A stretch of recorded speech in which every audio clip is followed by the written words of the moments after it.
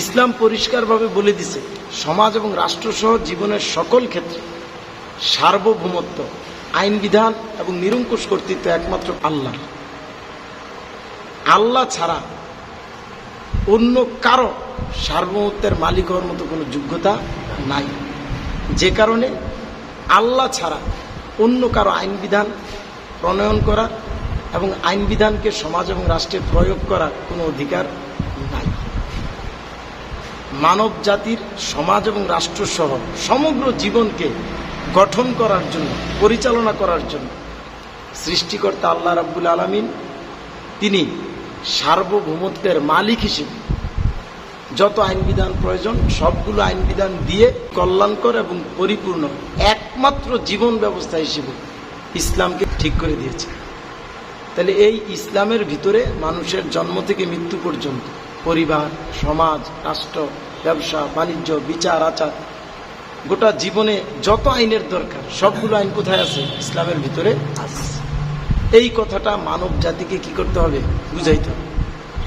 তাহলে ইসলামে যেহেতু মানুষের জীবনের সকল সমস্যার সমাধান দেয়া আছে, তাহলে আপনি গণতন্ত্র কেন গ্রহণ করবেন? সমাজতন্ত্র, রাজতন্ত্র কেন গ্রহণ করবেন? আপনি এজন্যই গণতন্ত্র গ্রহণ করছেন বা মানব রচিত ব্যবস্থা গ্রহণ করছেন, কারণ আপনি সমাজ এবং রাষ্ট্র গঠন পরিচালনার জন্য ইসলামকে কি করেন নাই? গ্রহণ করেন নাই। এই যে ইসলামকে আপনি গ্রহণ করলেন না, ইসলামকে গ্রহণ না করে আপনি কুফরি করলেন। আর ইসলামের জায়গায়, কারণ আল্লাহ তো আপনার গোটা জীবনের জন্য ইসলাম দিছেন, সমাজ এবং রাষ্ট্রের জন্য আল্লাহ কি দিছেন? ইসলাম দিছেন। তাহলে আপনি সমাজ এবং রাষ্ট্রে যখন ইসলাম বাদ দিয়ে কুফরি করলেন, তখন সমাজ এবং রাষ্ট্র পরিচালনার জন্য আপনি মানুষের বানানো মতবাদ, মানব রচিত ব্যবস্থা, গণতন্ত্র, সমাজতন্ত্র, রাজতন্ত্র ইত্যাদি গ্রহণ করছেন। এই যে ইসলামের জায়গায় আপনি মানুষের বানানো ব্যবস্থাটা গ্রহণ করলেন, এটা হচ্ছে কি? শিরক। তাহলে গণতন্ত্র সহ সকল প্রকার মানব রচিত ব্যবস্থাই কুফরি ব্যবস্থা, শিরকি ব্যবস্থা। বিশেষভাবে আল্লাহর রুবুবিয়াত তথা আল্লাহর প্রতি ইমানে কুফর এবং শিরক করতে হয়। কারণ গণতন্ত্র সহ সকল প্রকার মানব রচিত ব্যবস্থা বলছে সমাজ এবং রাষ্ট্রে সার্বভৌমত্বের মালিক হচ্ছে মানুষ, আইন বিধান দাতা হচ্ছে মানুষ, শাসনকর্তা হচ্ছে মানুষ। আর ইসলাম বলতেছে সমাজ এবং রাষ্ট্রসহ জীবনের সকল ক্ষেত্রে সার্বভৌমত্ব, আইন বিধান এবং নিরঙ্কুশ শাসন কর্তৃত্বের একমাত্র মালিককে আল্লাহ। আল্লাহই একমাত্র রব। আর গণতন্ত্র সহ সকল প্রকার মানব রচিত ব্যবস্থা বলতেছে আকাশে বাতাসে, হায়াতে মৌতে, রিজিকে আল্লাহ রব। কেউ চাইলে ধর্মের ক্ষেত্রে আল্লাহকে রব মানতে পারে, কিন্তু সমাজ এবং রাষ্ট্রের ক্ষেত্রে মানুষ রব। তাহলে সমাজ এবং রাষ্ট্রে আল্লাহকে রব বাদ দিয়ে আল্লাহর রুবুবিয়াতে কুফর করতে হয়। আল্লাহর প্রতি ইমানের ক্ষেত্রে কি করতে হয়? কুফর করতে হয়। আর আল্লাহর পরিবর্তে মানুষকে রব মেনে আল্লাহর রুবুবিয়াতে শিরক তথা ইমানে শিরক করতে হয়।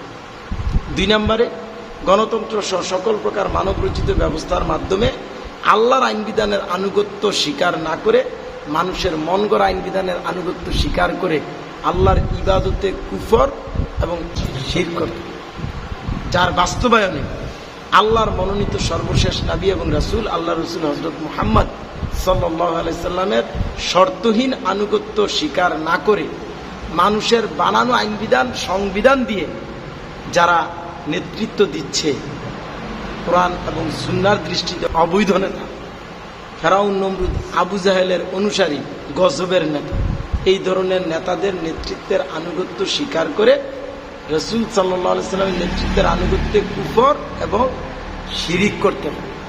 আল্লাহু আকবার বাদ হয়ে যায়, আশহাদু আল্লা ইলাহা ইল্লাল্লাহ বাদ হয়ে যায়, আশহাদু আন্না মুহাম্মাদুর রাসূলুল্লাহ বাদ হয়ে যায়।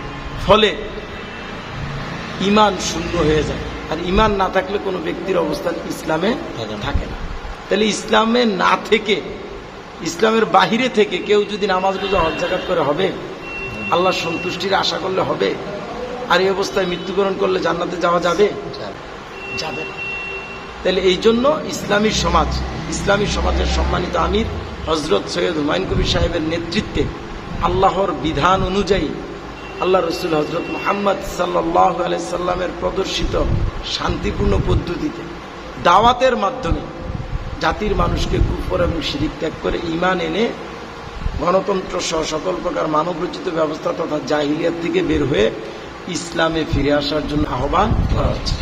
যারা এই আহ্বানে সাড়া দিবে তাদের উপরে দায়িত্ব হচ্ছে নিজেদের সময় এবং নিজেদের সম্পদ ব্যয় করে জাতির মানুষকে এই মহাসত্য বিষয়ের দাওয়াত দিতে থাকা। এই দাওয়াত দিতে গেলে বাধা বিপত্তি, ঠাট্টা বিদ্রুপ, নির্যাতন, নিপীড়ন, বিভিন্ন কিছু থেকে বঞ্চিত হওয়া, জাল জুলুম, জীবন উৎসর্গ করা, সব কিছু ত্যাগ করা লাগতে পারে।